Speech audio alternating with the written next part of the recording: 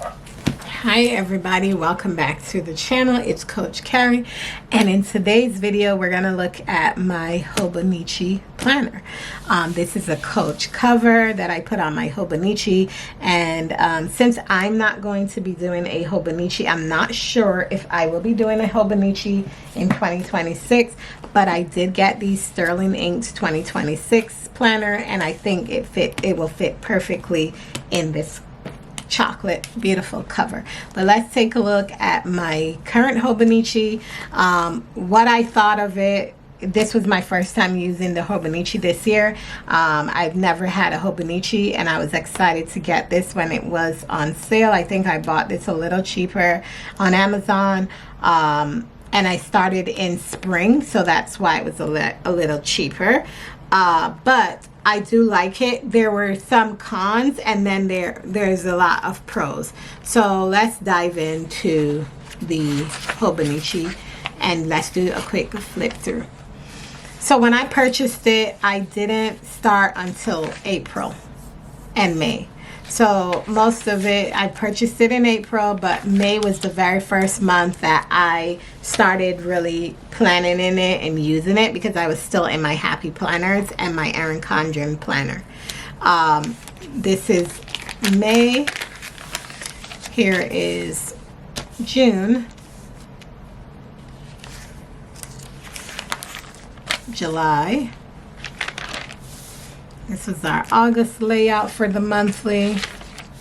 This was our September layout for the fall and my birthday. And this is what we had for October so far. I didn't do a whole lot in October layouts, but that's okay. I'm okay with that. I'm not mad at it. And then of course we have November. You know, I did put down some things because there are some books that will be released. Bitter Honey by Lola. I don't know how to pronounce her last name, but she's releasing a book in November. And then Lindsay Straub, Between Two Kings. This is the second book she's releasing. I just read the first one a couple months back. So when I found out book 2 is coming out in November, I jotted it down so I will not forget it, because I will be going to the Barnes & Nobles to pick it up. This is December. I just jot down the things that I already know, like my husband's birthday. My husband's going to turn 51 this year. And then my yearly annual checkup with my doctor. Now let's get into the weeks. This is how the weeks are laid out. I had a tough time in the beginning trying to figure out, because I think everyone watches the Coffee Monster Co. She's great at her Hobonici layouts and how she does that. Like I said, I'm not a big journaler, and so I don't really do a lot of journaling thoughts in these types of books. But I do love the time blocking, and so because of that, I felt like I wanted to give the Hobonici a try. And it works for me to the fact that I can use it at the top for work. So the morning is all work, and then after 5 o'clock, it's all home. And so later into the Hobonici, I started splitting it out that way, because I wasn't sure what to do. I was starting to do like to-dos and just a few little things, and then I would put adult in, like certain things that were happening. But as I started getting more and more into it, I realized, oh, I can use this as my catch-all journal. And I think that's what I'm going to be using the A5 Sterling ink for, is to be the catch-all. So if I do everything in this book, then I can move the different things into the different journals that I have it for. So that's just my thought process. We went to see that cowgirl, you know, Beyonce. But I bought tickets. That's when her tour began. I bought the tickets in February. But yeah, this is how things were starting to play. I started to play with washi tape. I'm not a big washi tape person. I would like to get into more washi tape, so that might happen in the future, but I didn't get into a lot of washi tape at all. So as we go through, I used a lot of stickers and different things. I started to journal. I started to like write just random things down, which really made me feel better. I was able to utilize this side a lot more in the weeks.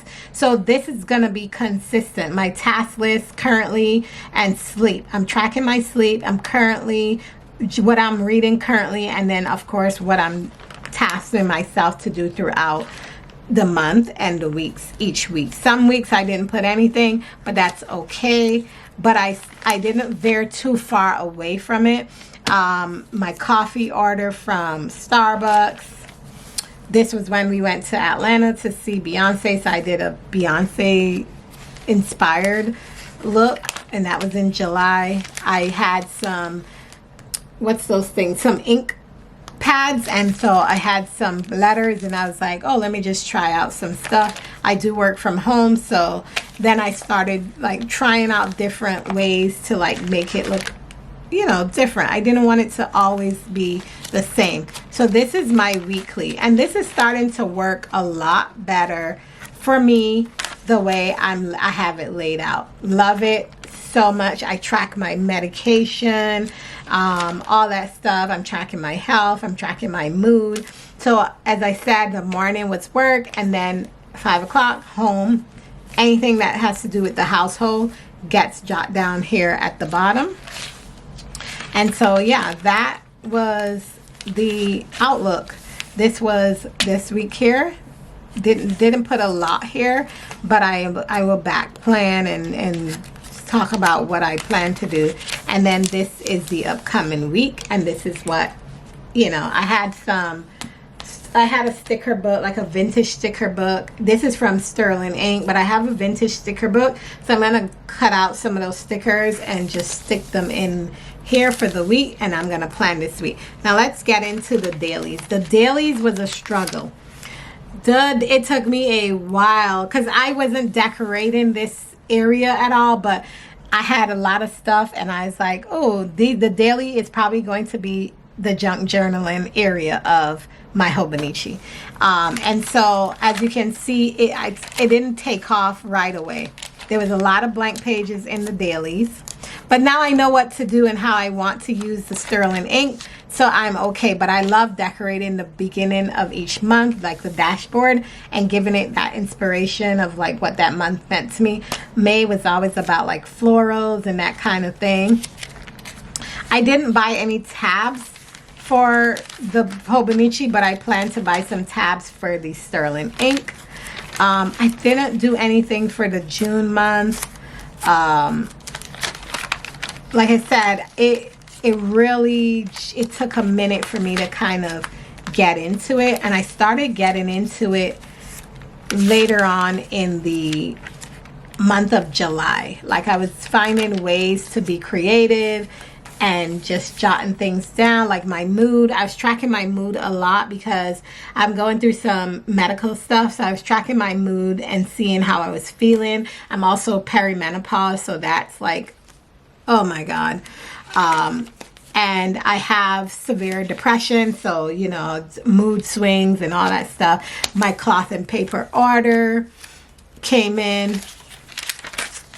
But I was testing out different ways to like design. I kept watching a lot of videos on YouTube, on TikTok, just to get ideas. And I think I have a rhythm of what I would like to start doing in the future when I start my new planners for 2026, because now I am focusing more on those things that are really important to me. This is for September, given the fall, my birthday. I didn't even write anything for my birthday. I think I just put this little sticker on my birthday and that was it. Nothing major. But yeah, and then of course for October, this was the first day of fall.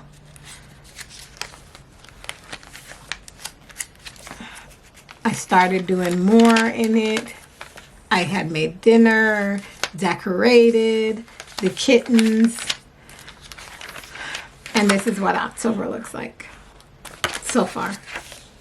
Breast Cancer Awareness Month. Like I said, I was looking at different ideas, trying to get different ideas. But yeah, I haven't really done anything. So I believe that, I wonder what that is.